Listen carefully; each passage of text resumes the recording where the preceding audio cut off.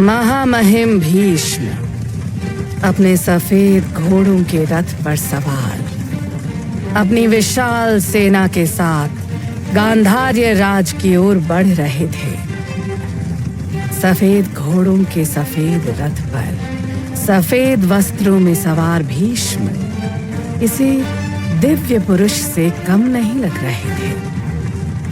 उनके गांधार जाने के उद्देश्य की भनक किसी को भी नहीं थी। यहाँ तक कि गांधार नरेश सुबल को भी कोई संदेश नहीं भेजा गया था। मगर जब भीष्म गांधार की सीमा के समीप पहुंचे तो राजा सुबल को अपने गुप्तचरों द्वारा भीष्म के आने का समाचार मिला, जिसे सुनकर वो चिंता में पड़ गए। उन्होंने अपने मंत्री से इस बारे में चर्चा की।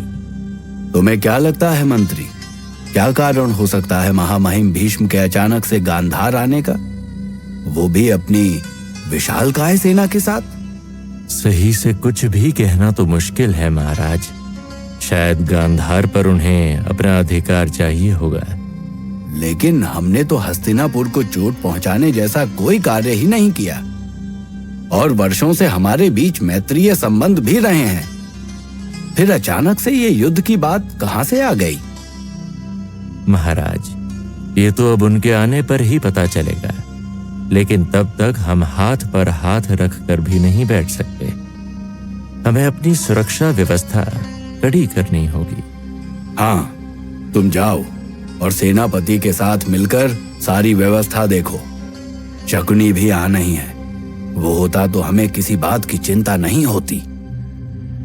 गांधार सीमा पर पहुंचकर भीष्म ने अपने एक दूत के हाथों सुबल को एक संदेश भेजा, जिसमें उन्होंने सुबल से भेंट करने की इच्छा जाहिर की और ये भी लिखा कि वो यहाँ युद्ध करने नहीं बल्कि एक मित्र के रूप में आए हैं। गांधारी को जब इस बात का पता चला तो उन्होंने कहा, युद्ध के उद्देश्य से नहीं आए तो फिर इतनी विशाल सेना साथ में लाने का क्या प्रयोजन था? पिताजी, अवश्य ही उन्हें आपसे कुछ चाहिए होगा। वो तो अब उनसे मिलकर ही पता चलेगा। मगर तुम चिंता मत करो गांधारी, ये राजकाज की बातें हैं, हम देख लेंगे। तुम्हारे माथे पर आई इस शिकन का अगर तुम्हारे भाई शकुनी को पता लगा तो जानती हो ना वो क्या करेगा।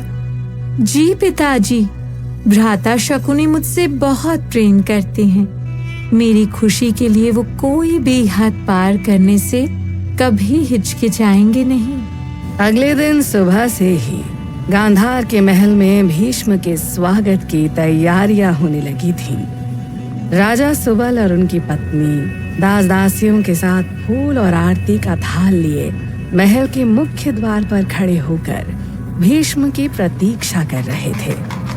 अगले ही क्षण भीष्म ने महल के भीतर प्रवेश किया। स्वागत की सब औपचारिकताएं पूरी हो जाने के पश्चात जलपान ग्रहण करते हुए भीष्म ने राजा सुबल से कहा, गांधार नरेश, हम यहाँ आपके पास एक इच्छा से आए हैं। हम आपसे कुछ मांगना चाहते हैं।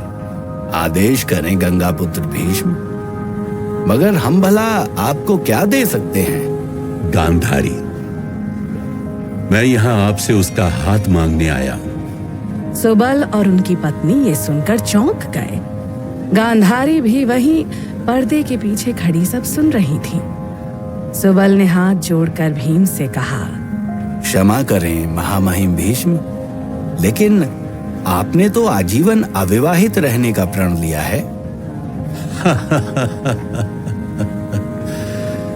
हम अपने लिए नहीं, क्रूर राजकुमार धृतराष्ट्र के लिए आपकी पुत्री गांधारी का हाथ मांग रहे हैं। धृतराष्ट्र के नेत्रहीन होने की बात सुबल को ज्ञात थी। वो एक नेत्रहीन के साथ अपनी पुत्री का विवाह नहीं करना चाहते थे। उनके मन में मंथन चल ही रहा था कि भीष्म बोले, धृतराष्ट्र और गांधारी का विवाह संबंध हस्तिनापुर और गांधार के बीच की मित्रता को भी और घनिष्ठ कर देगा। गांधारी सुंदर है, गुणी है, कुरु वंश की कुलवधू बनने के सुयोग्य है, और धृतराष्ट्र भी तो किसी से कम नहीं। कई हाथियों का बल है उनमें, सुंदर हैं, शिक्षित हैं। मगर धृतराष्ट्र नेत्रहीन भी तो हैं। गांधार नरेश, धृतराष्ट्र ने अपनी नेत्रहीनता को कभी भी अपनी कमी बनने नहीं दिया। जरा सोच कर देखिए, गांधारी को 100 पुत्रों की मां होने का वरदान प्राप्त है। धृतराष्ट्र से अगर उसका विवाह हो जाता है तो वो कुरु वंश के 100 राजकुमारों को जन्म देगी। ये तो आप भी अच्छी तरह से जानते हैं कि किसी के लिए भी उसके कुल का नाम कितना महत्वपूर्ण होता है। अगर धृतराष्ट्र की जगह राजकुमार पांडु की बात होती तो मुझे कोई समस्या ही नहीं थी, लेकिन पांडु धृतराष्ट्र का अनुज है। ज्येष्ठ के होते अनुज का विवाह कैसे हो सकता है? और धृतराष्ट्र हस्तिनापुर का होने वाला सम्राट भी है। अब आप सोच लीजिए, निर्णय आपको ही लेना है। मगर भीष्म अपनी बात पूरी किए बिना ही सुबल से विदा लेकर चले गए। सुबल जानते थे कि अगर उन्होंने इस विवाह संबंध के लिए इनकार किया तो हस्तिनापुर से उनके संबंध बिगड़ जाएंगे। उन्होंने अपनी पत्नी से विचार विमर्श करके गांधारी से इस बारे में बात की। गांधारी ने कहा, पिताजी, मैं एक पुत्री होने के साथ साथ एक राजकुमारी भी हूँ। अपने राज्य की सुरक्षा की कुछ जिम्मेदारी मेरी भी बनती है। अगर मेरे भाग्य में राजकुमार धृतराष्ट्र की पत्नी बनना ही लिखा है तो मुझे ये संबंध स्वीकार है। तुम्हारे जैसी बेटी पाकर ये पिता धन्य हो गया गांधारी। लेकिन शकुनी कभी इस विवाह के संबंध में तैयार नहीं होगा। राजा सुबल के मन का डर सत्य साबित हुआ। शकुनी ने लौटते ही तूफान खड़ा कर दिया। उसने गांधारी से कहा, अपने भाई के होते हुए तुम्हें समझौता करने की कोई आवश्यकता नहीं है गांधारी। मैं हस्तिनापुर से डरता नहीं। उनसे युद्ध भी करना पड़ा तो मैं करूंगा, मगर एक अंधे के साथ तुम्हारा विवाह मुझे मंजूर नहीं। युद्ध की नौबत ही नहीं आएगी भ्राता। मुझे इस विवाह से कोई आपत्ति नहीं। अपनी बहन की हठ के आगे शकुनी भी झुक गया, मगर उसे ये तसल्ली थी कि उसकी बहन कम से कम हस्तिनापुर की होने वाली महारानी तो बनेगी।